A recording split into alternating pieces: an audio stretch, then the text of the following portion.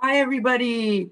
Welcome to the 2022 annual membership meeting of the NCIHC. I'm really pleased that you could join us and learn with us. And before I get started giving you a rundown of what we've been doing this past term, I just want to quickly thank our past leadership, Enrica Ardemani and Rosanna Balistreri. Thank you, ladies.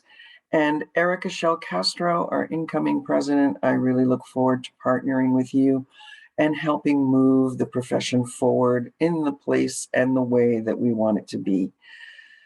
Very quickly for the work groups, our National Standards of Practice released a white paper this past year, updating the advocacy standard, a timely and much needed update.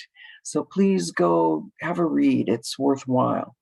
Our Languages of Limited Diffusion work group, which had been in a state of hibernation due to only 2 members, has expanded, and we have a half dozen members now, but we need more because they're taking on a very big lift.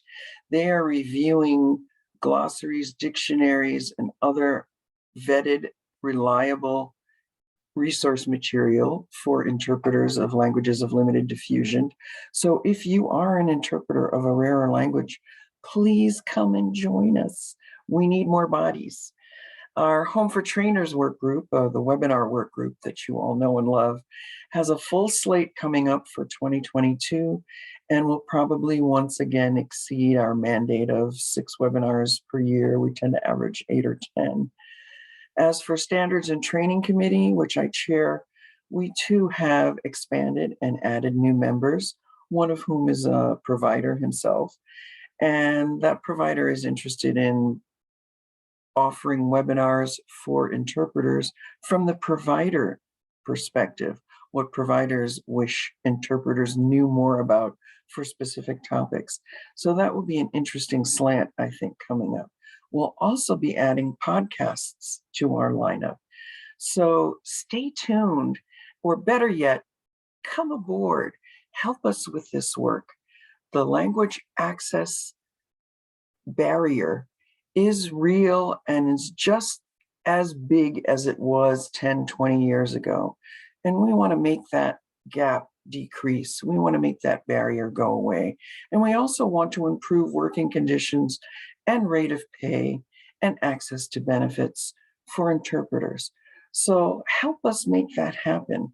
Join National Council, encourage your friends to join National Council, but better yet, come aboard one of the work groups.